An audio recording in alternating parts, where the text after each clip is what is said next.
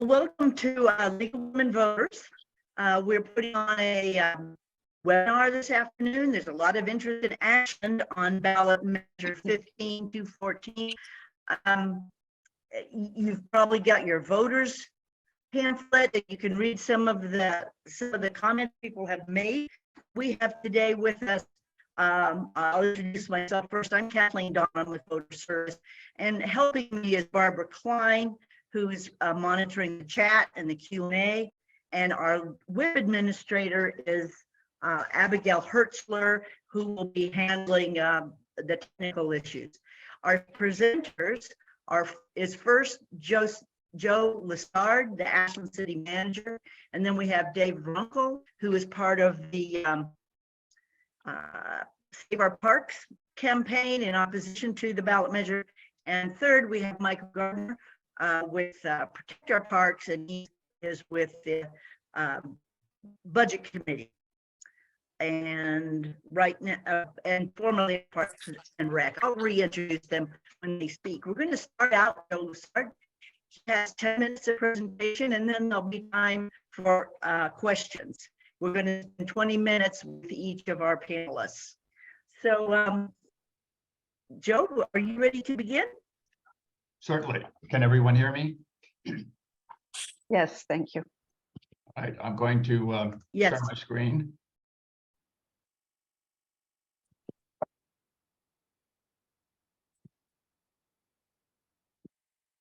Hopefully that's coming up. All right, I hope everyone can see that. We can see it, yes. First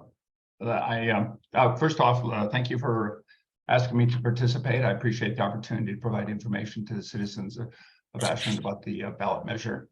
A couple of things. I will go through 5 slides that are actual presentation slides. That doesn't include the slide you're looking at now, which is the opening, and then I have a conclusion slide for questions. I want to also make clear that I am not allowed by law or by professional ethics to comment in any fashion in support of or in opposition to the ballot measure. So if there are any questions that come forward that ask for an opinion that might violate that, I'll have to pass on those questions, answering them. But with that, I'll walk through these slides. First off, I want to point out what the current language related to the use of food and beverage tax includes. This is the language from the current ordinance. I've deleted some of the sections that would come under section 4.34.020 because they aren't operative any longer. This section 5 here is what's operative right now. And I've highlighted the key sections just to make it simple to get through. Beginning in the fiscal year 2023, the council may appropriate as follows. Item A, not less than 25% for acquisition, planning, development, repair, and rehabilitation of city parks. Those are basically all capital improvement related expenditures for city parks. Item B, not less than the amount necessary to pay for debt service for street repairs and rehabilitation for the city of Ashland's pavement management program. The pavement management program relates to the major streets in Ashland. Not all streets are in the pavement management program. So this would be for debt for, say, Mountain Avenue is reconstruction, which is proceeding or about to proceed. Also, item C talks about that up to 2% of the funds from the food and beverage tax can be used for the collection and administration of the tax. So those are the uses. And then under D, you'll see highlighted here that basically that in order to make a change in these uses, the council must adopt an ordinance, and then it goes to the voters to actually be enacted by a public vote. And that's what's happening with this ballot measure. The council has identified some changes, and they have referred them to the population of Ashland for their enactment. Also notice that under section 4.34.160, I'm sure you're excited about all the numbers I'm giving you, but this reference in the city code or the Ashland Municipal Code, you'll see it referred to in some places that AMC for abbreviated, but its termination date or its expiration date currently is December 31st, 2030. So from that, this is my quick summary. The voters must enact the council adopted ordinance for changes, and those changes are for uses and their expiration date. Not less than 25% of the current funding is for city parks, capital expenses, 2% for administration, and then that leaves 73% that can be used for either city park capital expenses or for debt service related to major street repair. The expiration date is December 31st. And I want to point out the last item, that all of the funds remain under the city council's appropriation authority. That means that these funds do not automatically go to a department. They don't automatically go to any particular portion of the city organization. They go to those purposes that are outlined above: capital expenses, street repair debt, and that's how the council will appropriate them. When we appropriate those funds, the council will then designate which department or portion of the city organization the funds will be included in. This language, the next piece here, is what you'll see in the current ordinance that's put up for a council for public consideration, and I'll walk through the changes. First, it changes the definition of its use. Instead of being for capital purposes only, it can be used for city parks, open space, recreation, and senior services as follows. Item 1, at least again 25% goes for the capital expenses, including acquisition, planning, development, repair, rehabilitation. Item 2, up to 73% for operations and maintenance and the uses of subsection 3C1 above, which are the capital items up here that were just delineated. Item 3, that the 2% will be retained for the administration and collection costs of the tax. And then lastly, the same kind of statement that says that the funds are appropriated in the general fund, and unless other purposes are approved by the council adopted ordinance enacted by a vote of the Ashland electorate, it is unchanged or cannot be changed by the city council. And then lastly, you'll see that the expiration date is changed from 2030 to 2040. So this is the actual summary explanation that you will see in your voters pamphlet. I've identified the portions that are important. A yes vote means that we've adopted all those provisions I've just gone over and are highlighted here. 25% for capital, 73% for operations, 20% for administrative expenses. The date changed to 2040. A no vote means the existing food and beverage ordinance stays in place, with 25% going for street repair or parks.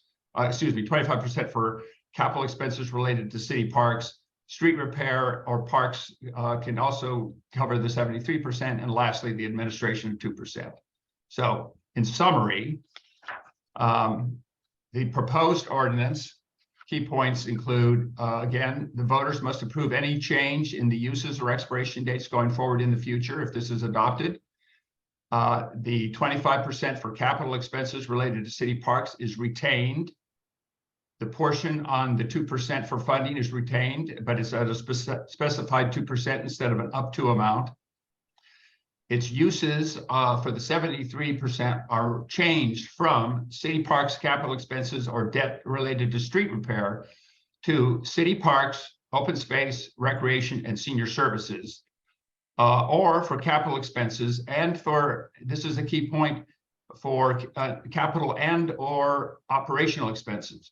So while it narrows down its use and it restricts it from, it can would no longer be used for street repair, it broadens it in the sense that it covers all of the functions, not just city parks, but all of the functions that are listed here, and it can be used for capital or operational ongoing expenses.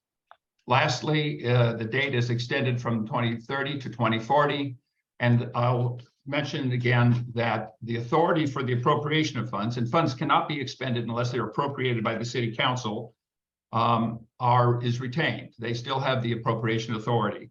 Again, the money does not go directly to any particular department, but it can only be appropriated by the city council for the designated or restricted uses that are identified.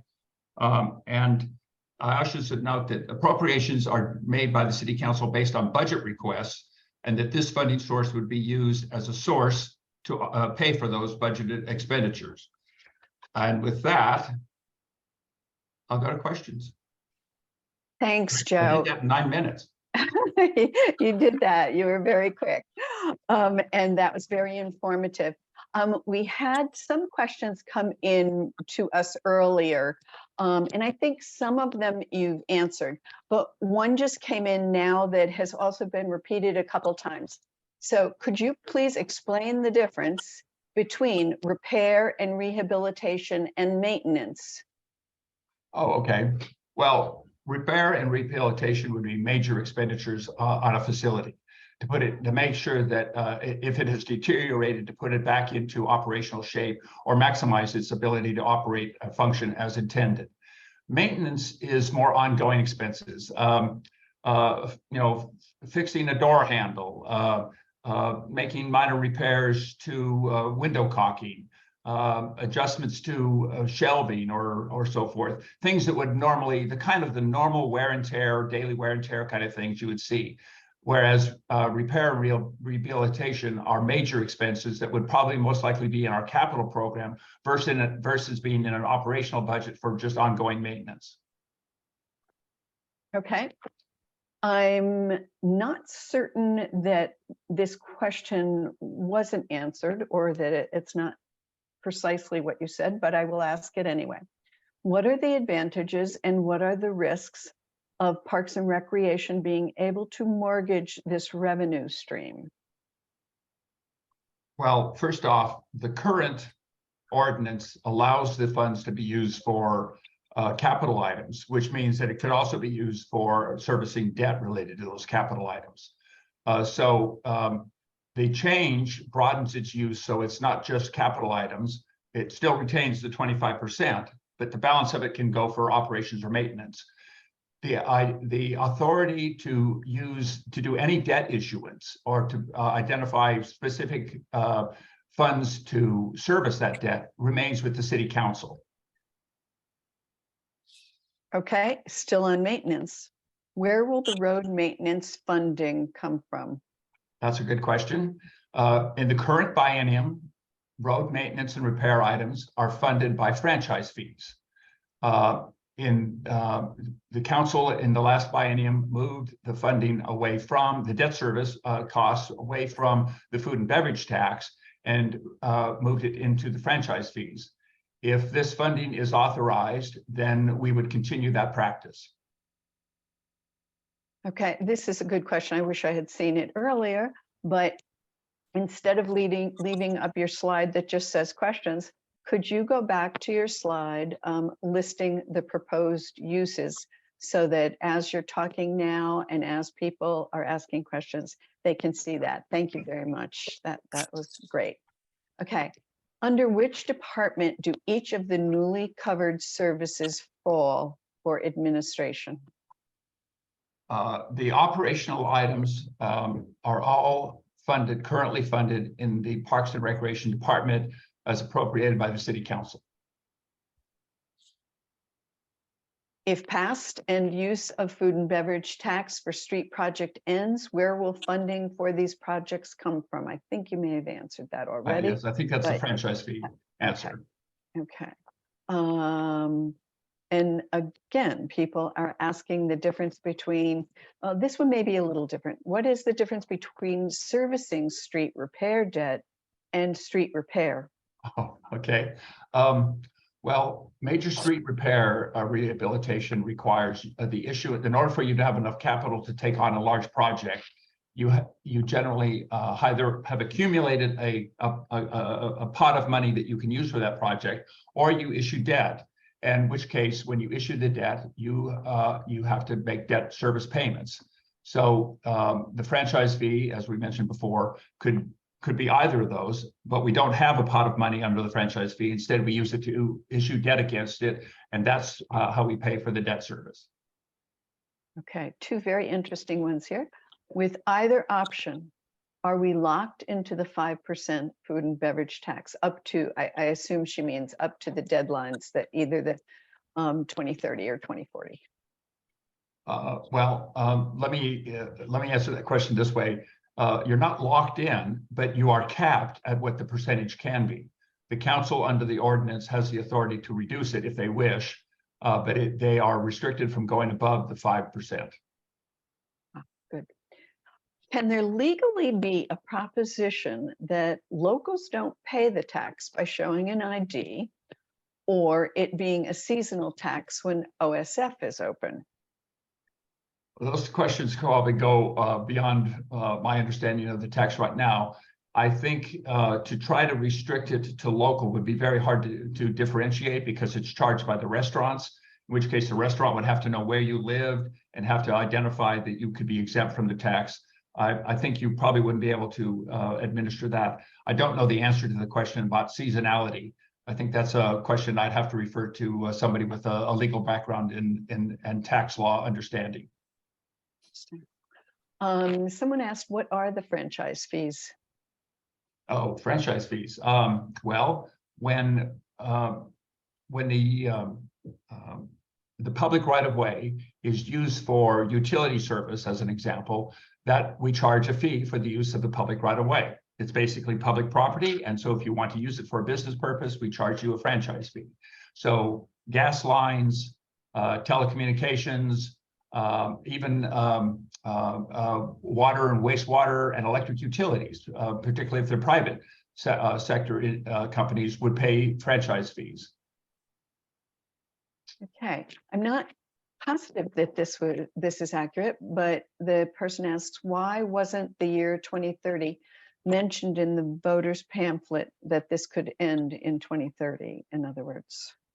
Well, I believe, if I recall, the voters pamphlet includes this language, which points out here in the middle that the expiration date will be December 31st, 2040. If it's adopted. Yes, if Right. adopted. Right, okay. How much does the tax generate? How much does it cost to operate Ashland Parks? Oh, okay. Now I'm going to have to go off the top of my head. The food and beverage tax, depending upon year, on a normal period, generates plus or minus about $3 million. During the pandemic, it dropped below that, but it has bounced back. I think actually we're forecasting, I think this year, something like $3.2 million of revenue from food and beverage tax. The Parks Department budget is a plus or minus in the $8 million number, if I recall. That number, though, includes a couple of things that aren't specifically operational related. There are, I think there's something like $1.2 or $1.3 million of administrative overhead costs that are charged to parks. There are also the PERS liability, if folks are familiar with that, the loss of value in the PERS state pension plan. Cities, all the entities that participate in that are making payments on an annual basis to catch up the balance of reserves so that those liabilities are covered. That's not actually an operational cost of parks. So you're probably talking about a budget that is in truth less than $7 million, probably about around $6.5 million. And that's just a quick calculation off the top of my head. I'd have to refer to the specific documents. We will be coming out in just a couple of days with the budget document, and we'll have a clarification of those numbers for the next biennium very soon. Okay, I'm going to ask Kathleen to stop me whenever need be. I'll keep going. You're muted. If I can, I need to make one clarification. The numbers I just gave you as estimates are related to the Parks and Recreation's operating budget. That does not include their capital budget. Okay. We've got a couple more minutes, Barbara. Okay. And I will mention to people that the more acronyms you put in your question, the less likely I am to be able to roll them off of my tongue. So just keep that in mind. Okay. Both public works or large infrastructure project fundings and parks list food and beverage revenue for capital projects. How could this be resolved? It would depend on the public works project. If they're listing the food and beverage, it's probably because it's a street-related major project that's authorized by the current ordinance. If it is not a street rate, it would have to be related to a parks capital project. So I'm assuming the public works items, without going through the actual list, are street related items. Okay, I'm skipping one for a minute. Can city council change, including cancel, the proposed ordinance at any time, or does it require a citizen's vote? Boy, that's a good question. I believe the council ordinance includes the ability to reduce the rate as well as to stop collecting it. I'd have to go back and verify that, but that's my general recollection, is the council has the ability to do that. Okay. Okay, Barbara. Okay, can I sneak in Okay, one more, one more. Kathleen? Okay, Because this is one that came in from a lot of different people, and I think it's Okay. important if everybody doesn't know it. So once the increased food and beverage tax is allocated to parks, can they spend it as they wish, or does the city council have to approve it? Well, the food and beverage funding under the current ordinance, or well as the future change, the proposed ordinance change, is not allocated to Parks and Recreation Department. It comes under the city council's appropriation authority, and they appropriate it for the purposes that I've outlined. And the change, it would be, again, for city parks, open space, recreation, and senior services. Those items are currently in the Parks and Recreation Department budget. So if they wish to retain that organizational structure and appropriate these funds, then they would include it in that department's budget. But these items are always, all funding sources need to be appropriated and approved by the city council, otherwise they cannot be expended. Thank you, Joe, and sorry, Kathleen. fine. Thank you, Joe. That was, I understand that you have to leave, but we real appreciate your time. That was really well presented. Our next presenter is David Runkel with the Save Our Parks PAC. David has been a 12-year veteran of the Ashland Citizens Budget Committee, and is the author of the argument in the Voters Pamphlet in opposition to this ballot measure. So he has experience with all this. He won't be able to stay all the way until 1:30. So if you have questions for him, particularly, be sure you get those in. David, are you ready? You're muted.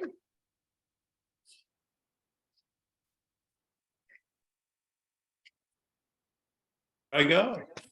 Well, good afternoon, and thank you, Kathleen, for inviting me to participate in this discussion. During my years as a newspaper reporter in several cities and working in the state and federal governments, I've had many interactions with the League of Women Voters. And as a result of my interaction, I have a deep appreciation for the work you do in improving our democracy at all levels of government. The League has always gone to the heart of important issues, including structural problems in politics and government. And I want to thank you for all you do and have done and continue to do. So I'm going to spend some of my time talking about the issue before city voters from a point of view of who's in charge. That is governance, something that's been a focus of the League for years. Several months ago, I had the opportunity to discuss what is now before city voters in ballot measure 15214 with the two distinguished women who were my predecessors as chair of the Citizens Budget Committee. That's Roberta Stebbins, finance expert who Mayor Stromberg and the council recognized for her community service. And to Lynn Thompson, retired lawyer and former OSF board member who now serves in the Planning Commission. For 10 years, the three of us had chaired the Citizens Budget Committee. Our conclusion was that this proposal, in effect, cuts the city council out of its role as outlined in the city charter in deciding how to spend $50 to $60 million, $50 or $60 million in food and beverage tax revenues over the next 17 years. And not only does this ballot measure undercut the authority of the current council, but of future councils to be elected through 2040. That's not the way city government is supposed to work. The council is a body charged by the charter with weighing the needs of all city departments and producing a balanced budget. With the advice of the Citizens Budget Committee, it must provide adequate funding for police, fire and rescue, parks and recreation, community, tourism, and economic development, and all other functions of our city government. In our opinion, even partially funding one department through a dedicated tax is unfair to all the others. More importantly, though, of all the city agencies, Parks is the one that most needs greater supervision by the city manager, financial oversight by the budget committee and the city council. Why do I say that? Well, here are some facts, and I refer you first to there's a JPR report in today that reports there's been a culture of harassment and bullying of women staffers in the Parks Department in recent years. I urge you to go to the JPR site to see this report by Roman Bellagio, their author. But here are a couple of things. Several years ago, the city had to pay more than $500,000 to settle a lawsuit brought by the former well-respected senior citizen director. And they settled that case rather than take it to before a federal court jury. That's more than $500,000 because of a wrongful termination of a city worker. More recently, a younger female Parks employee filed suit alleging harassment by 4 male co-workers, including the Parks director. That $1 million suit is pending. In other matters, the school district has complained that an unexplained delay by Parks resolving a right-of-way issue increased the cost of the Walker School construction project by $1 million and forced students to locate to temporary facilities. Earlier, we had a case where a Parks employee embezzled more than $40,000. 2 other Parks employees were stealing gas and other supplies. And last year, the golf course was so poorly managed that most players abandoned it. A friend of mine told me the only thing worse than Oak Knoll was a concrete parking lot. And despite the results of last year's Citizens Budget Survey, showing stronger support for closing the golf course than any other cost-cutting measure, Parks is now proposing to spend $550,000 on improvements. Are these Ashland values, I ask you? Mistreating employees, disregarding sister government agencies, totally trashing the views of city residents? I think not. Our conclusion is that the Parks Department is the last one in Ashland city government that should be given unfettered access to tax dollars. And the ballot measure and the implementing city ordinance gives the Parks and Recreation boards wide discretion in spending the money.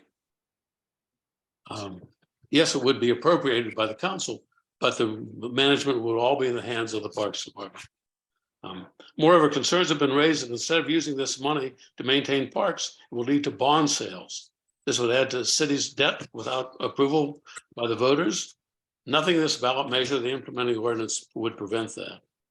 Ideally, in our view, the food and beverage tax revenue would go directly into the general fund, just as the lodging tax proceeds do, to support all city government agencies. We need to put our faith in the city council to fairly found all city departments and programs, not putting all this money into one department. One final note before I take questions. You may have already received at your homes a piece of campaign material supporting this ballot measure with the headline, "Just the Facts." You might ask, who paid for this analysis? Some citizens group? Nope. The bottom in small type, it says was paid for by PopPac. What's that? When I Googled it, nothing popped up. When I went to the Oregon Secretary of State's election website, however, I learned that this piece of campaign literature is an inside job. It's just the facts as viewed by the Parks Board. PopPac is a political action committee re-registered just last Monday by 4 people: Mike Gardiner, former chair of the former longtime chair of the Parks Board, who you'll be hearing from next; Rick Lant, the current board chair; and Jim Bachman, another former member, and also a developer, was interested in the expansion of a city park adjacent to one of his projects. Roberta, Lynn, and I, along with other citizens affiliated with good government groups, urge you to reject this measure, just like you rejected the one last fall on the food and beverage tax. This would give time for the various parties to work out a compromise that will provide for use of food and beverage tax money.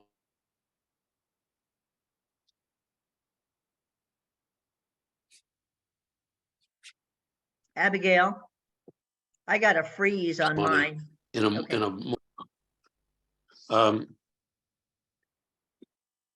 And in voting no, you'll be supporting the historic and proper role of the Citizens Budget Committee and the City Council.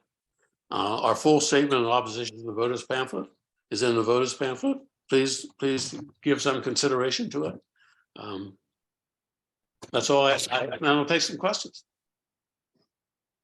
Okay, Dave, you froze up for just a moment, just before you started telling us what the no vote was going to be. So I hope we didn't miss anything in particular. And on my screen, you're frozen up a little bit right now, just to let everybody be aware of that. But here is a question. Given and Was maybe what I said about pop. Do you know? I can easily repeat it. we heard part of that, yes. Well, it's just a piece of campaign. I just want to tell people this is.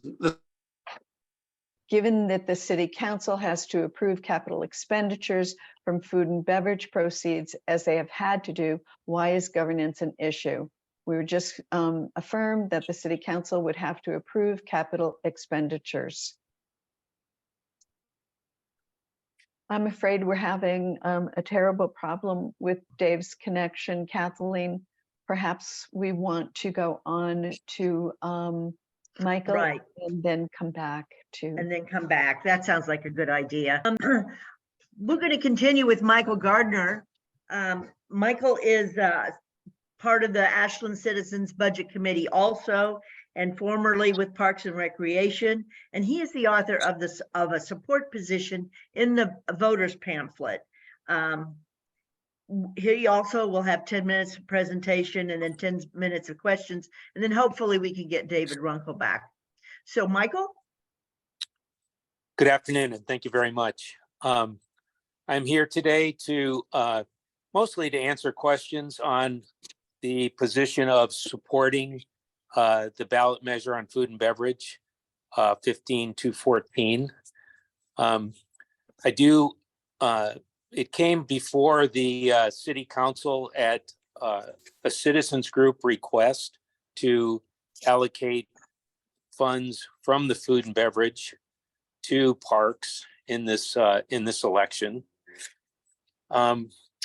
Most of our on the ground work has been canvassing, meeting people, talking to folks about the ballot measure, and trying to showcase the importance of funding for maintenance and operations of the park system. I think Joe did a pretty good job of covering the history of the food and beverage tax. I mean, it's been with us for 30 years, and parks has always been the centerpiece of the funding of the food and beverage tax. Originally, it was in for purchase of parks and open space property, and then was recently, over the last a couple decades, changed to funding capital improvement projects. Currently, the food and beverage funds have gone for the refurbishing of Guanajuato Way for $500,000 about 10 years ago that we're still paying on out of the food and beverage tax for that renovation. It also helped parks purchase the Briscoe School Park when the school district was wanting to sell this Briscoe School. As most of us know, the city stepped up and bought the school property, and Parks chipped in and bought the playground and adjoining open space and retained that for a community park. That was also to the tune of about $500,000. And then more recently, the Parks and Recreation Commission renovated Garfield Park, the aging volleyball facility and the aging water feature were both replaced. And so that's how the 25% of the food and beverage money. A lot of it has been used over the years is to replace or upgrade the various facilities that Ashland Park and Recreation manages. I think the importance of this ballot measure is it does not create any new money. I mean, this is all money that the city has used over the last 30 years. The changes that are coming, that are available to us now are really because we paid off the wastewater treatment plant last year that we'd been paying on for close to 25 years with the funds from the food and beverage tax. So it was an appropriate time to move forward and look at the ordinance and make the necessary changes. So number one, we can best utilize this revenue stream that Ashland is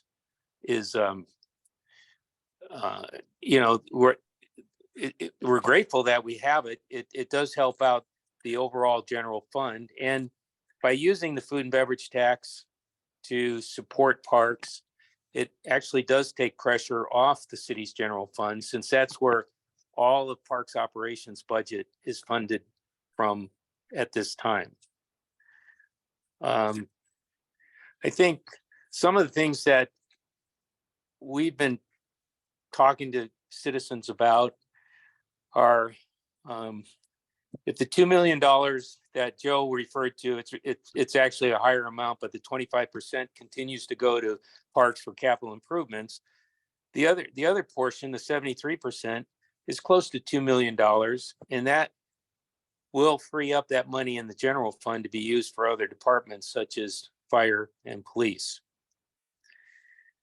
You know, also, Joe pointed it out, and I want to reinforce that City Council still retains the appropriation of all funds that go to all departments. So even though the ordinance designates the food and beverage to go to parks and recreation, it still needs to be appropriated by the City Council, and it will be overseen by the City Council and the Citizens Budget Committee. But more importantly, I think what it does is it provides critically important maintenance and operations funds to the park and recreation budget. It's one thing to have a great park system. It's another thing to try to maintain it. And as a 20-year park commissioner, elected 4 out of 5 times, actually, as I ran for office, there's always a user group out there that would like a new facility or an upgrade to an existing facility, whether it's resurfacing tennis courts, repairing a swimming pool, fixing an infield on a little league field, a number of different things that, building a new trail in the watershed. Those are all items that come out of the parks budget, and the money is used for our citizens and for the visitors of our city to better experience and enjoy being in Ashland.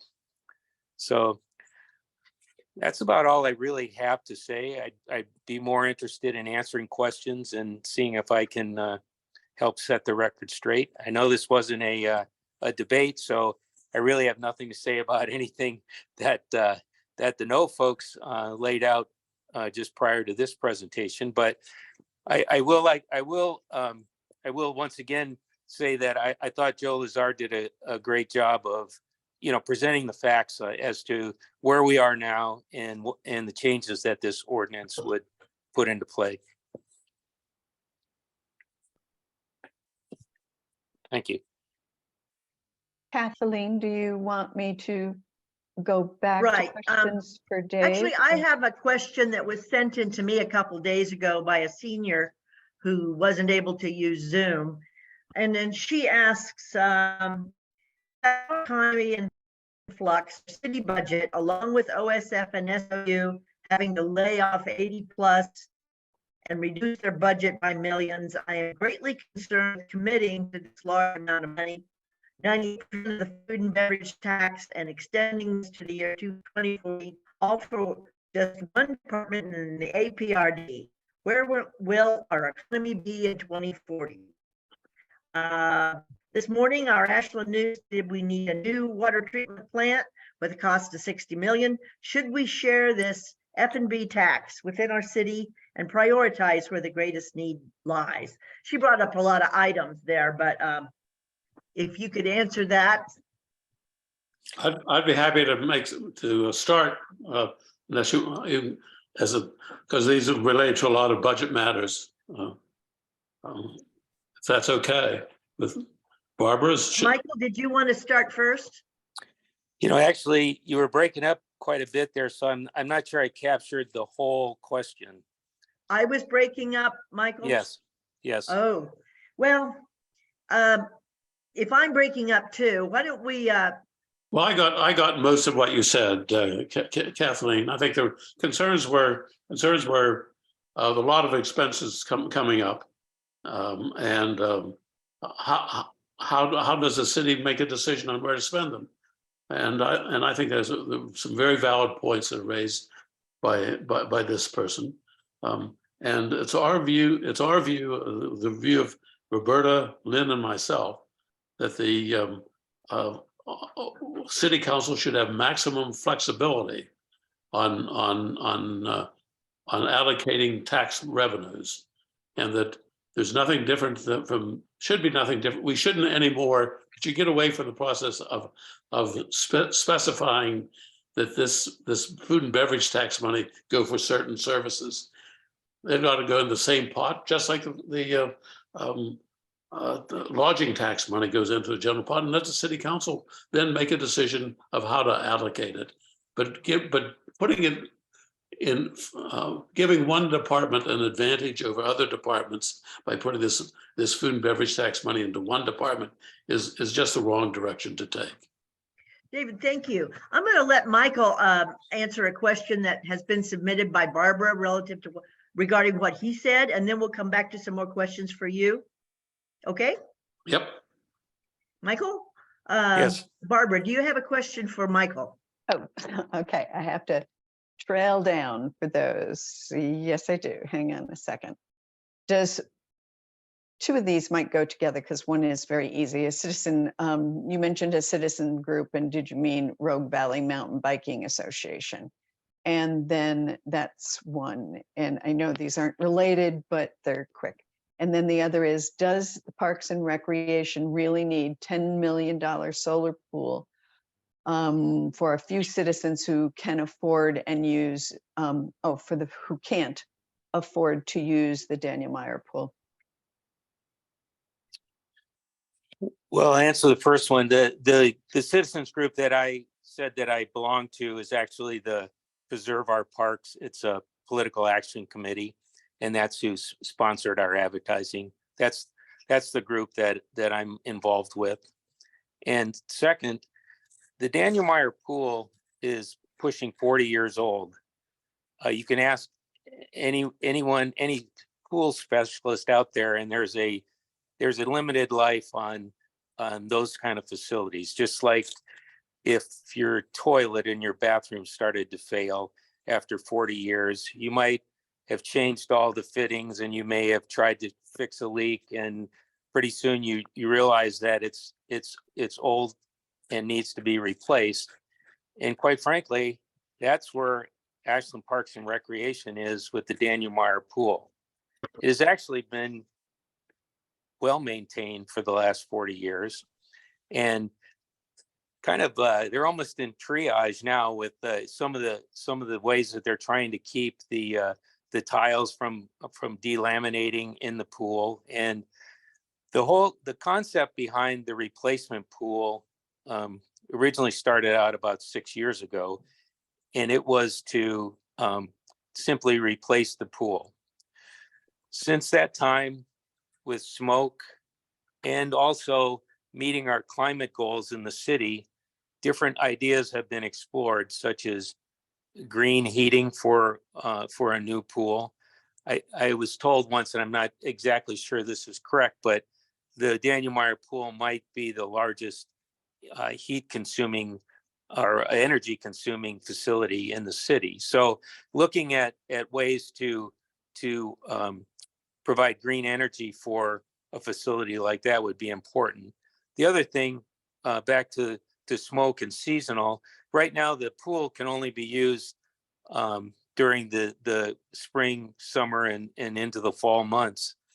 An enclosed pool would be a year-round facility for the whole community, and consequently, the costs of that have gone up. Although, to be honest, that's really not what's on the ballot right now, because there's opportunities every year for the city to bond to replace that pool once the citizens decide, and APRC and the city council decide what kind of pool replacement would be appropriate. Okay, Michael, this is still for you, although David might want to come in on this one. Is there a spending plan, or what is the spending plan for this increased revenue for parks? Well, right there, that's the misnomer, is there is no increased revenue for parks. Parks is actually already presented their biennium budget to the city council, and will be taken up here next month in May with the Citizens Budget Committee. So as I said earlier, the food and beverage does not represent an increase of any kind of funds. Right now, the parks operations are funded 100% from the general fund. If the food and beverage tax is allocated towards Parks and Rec, what that does is frees up to probably $2 million in the general fund to be used for other departments and other reasons. And once again, at the discretion of the city council. Because of our streaming problems here and people freezing up, I know we're trying not to look like a debate, but could we actually go to Dave for a little bit of a response on that question as well? David, did you hear Michael's comments? I did. I did. In fact, yeah, I can hear everything. There's a $2 million figure that's being thrown around. I think it's a canard, because there's no, because this as Michael has said, it doesn't. This ballot measure does not increase or decrease city revenues. It just allocates a certain part of city revenues specifically to parks, if you I'm waiting to see Mr. Lessard's budget, which is due to be presented maybe this week, to see how this so-called $2 million amount suddenly becomes available for other city purposes. It's the city tax revenues aren't changed, and there's a shuffling that goes on indeed. But is this a hoodwinking? I don't know where this. I'm waiting to see. I'm very anxiously waiting to see any support for this $2 million figure, which the parks people say all of a sudden, because you're giving us this money, it frees up. Where's that come from? I mean, it doesn't increase city revenues whatsoever. So I don't understand that, and I'm waiting to see what Mr. Lessard presents to the Budget Committee when we meet this Thursday. So it sounds as if some of these questions might be answered best after that budget comes out. Yeah. I mean, this ballot initiative comes at a very awkward time, because the city's in a process of preparing and will be dealing with a 2-year budget. Sometime this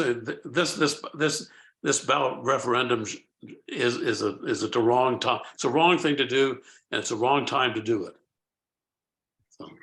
So Barbara, do you have another question? Yes, and this might go to David first. Do any other city departments have dedicated revenue streams? Don't sewer and water fees go to public works and traffic fines go to police?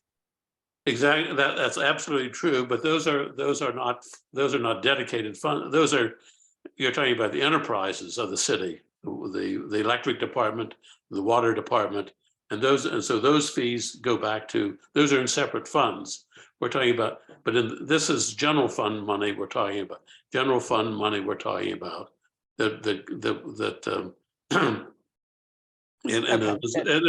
a view that it's our view, the opponent's view, that this money should just go into the general fund instead of being given to one department, which is a general fund funded department. So put all this money in one big pot and not have one section, go to one department. This may be a question more for Michael. Why has the Parks Department not been able to maintain the parks with the money they have had? It seems that the more parks acquired and it builds, the more money they need to maintain it. I think they meant the more parks we have, the more money would be in budgets to maintain it. Right. So the long answer would go back into the comprehensive plan and the city's goal of having a neighborhood park within a quarter mile of every resident in town. For the last 3 decades, Parks has been striving to meet that city goal. And in fact, over the last few years, has pretty much declared victory as far as situating parks around the city so that everyone is in walking, well, not everyone, but most people are within walking distance of a neighborhood park. So you can ride your bike to a park, you can walk your grandkids to the park, you can do those kind of things. We haven't bought any new quote unquote parks for several years now. Recently, the Parks Commission did sell the YMCA park, which was actually a city park, but named YMCA Park back to YMCA, and then is developing a replacement park on East Main Street near the Abbott subdivision there off of Clay. So maintaining facilities as they mature and grow older is always difficult. And it kind of goes along with what I said earlier about the user groups in town, whether they're walkers, bikers, pickleball players, golfers, whoever they are, continuously ask for, to improve and create new facilities. So it is really a balancing act for the parks to maintain what they have and meet the expectations of the citizens. Okay, Michael, this is another question for you, and it's something that David brought up, but someone has asked, the charges of harassment by women, I don't think they mean by women employees, toward women employees by parks is very serious. Please comment on why these alarming complaints are not being addressed. Well, that's assuming they're not being addressed, but would you please comment since it was brought up by David as well? I'm not going to comment on that. We're talking about a ballot measure for funding. I think that's, I disrespect what David Runkel had to say earlier, but I'm not going to answer that question. Okay. I'm not a park commissioner, and that is really city business. That's fine, and there could be still litigation going on. Michael, and I'm sorry, I haven't read this all yet, so I hope it's an appropriate question. If a yes promotion, the funds are to be used for operation, why not have designated all of the 73% for operations, since you have 25% already for capital? This way, Parks and Rec is able to actually use the funds to fund the pool rather than maintenance, which is an acknowledged priority. Well, actually, the city manager and the city attorney wrote the current ordinance, and it isn't exactly what our original citizens group had proposed. So the language in the current ordinance was developed by the city, and that's the city's language. That's the way they wanted it to be stated to the voters. Okay. David, did you want to say anything more on that? No, I don't have any comment on that. No. Okay, this is actually a good question. Not that they're not all good, but this is a question I kind of have myself. So if the city still controls the money, no matter which way the vote goes, what is the point of this measure? I know there's a lot of points. I hope each of you can talk to that. Well, I mean, I say the major point is that it's giving one department a leg up in city financing, because it guarantees that they get this money. Whereas rather than having the city council have authority over where money goes, where all tax money goes. Michael, did you want to talk to that? Sure. The way I look at it is I think the food and beverage tax being appropriated to Parks and Rec is a perfect combination, a perfect example of people come and visit our city and citizens enjoy the parks and the recreational opportunities that are provided for them. And to dedicate a stream of funding that is not over and above any funding that currently goes to parks and does not increase the parks budget, to me just sounds like, I mean, when I pay a utility fee, I'd like to know where that's going. You know, if I have to pay a sewer fee, I want to make sure that that fee is going towards maintenance of those sewers. I don't want it to be going into the general fund to be used any way they want. I would like to know that it's being used appropriately. And I think the food and beverage tax going to parks, as it has been since its inception in 1993, is a perfect example of that. This is kind of a comment. Did you have something more, Kathleen, right there? Well, we have about 1 minute, so if there's a general question, or actually, why don't we stop questions and just say, Michael, is there any final comment you'd like to make about the vote? Yeah, well, my only final comment would be is, like I said, we as a group have been out knocking on doors, passing out information, talking to folks. We're not real social media folks. We haven't put a lot out there other than what we hand to people, or we might have a mailing or two. But I think it's important that citizens understand what they're voting on here. And our presentation is clear and straightforward. It's what the ordinance says. We're asking for the food and beverage tax to be dedicated to Parks and Rec for operations and maintenance. I don't know how we can be any clearer than that. Thank you. Okay, thank you. David, do you have any final comments? I want to thank the league for bringing us together for this discussion. I think it's a very important discussion. It deals with governance issues, which I think are the most important ones. Who makes the final decisions, or who makes the decisions on where tax money is spent, and that what body has a duty to look at all the city's departments and decide how much goes to that all departments are adequately, fairly funded. And I think that's the job of the city council. And I think they should have all the resources available to them to make that decision. But thank you again. Thank you. I believe you all know that this webinar will be posted to the League of Women Voters site and available on Vote 411, which gives out information about ballot measures and candidates. So I assume that there's approval of that for voter education purposes. And thank you all for your time. I appreciate it very much. Thank you. Thank you. Thank you. Thank you, Kathleen. See you, Barbara. Take care. Bye.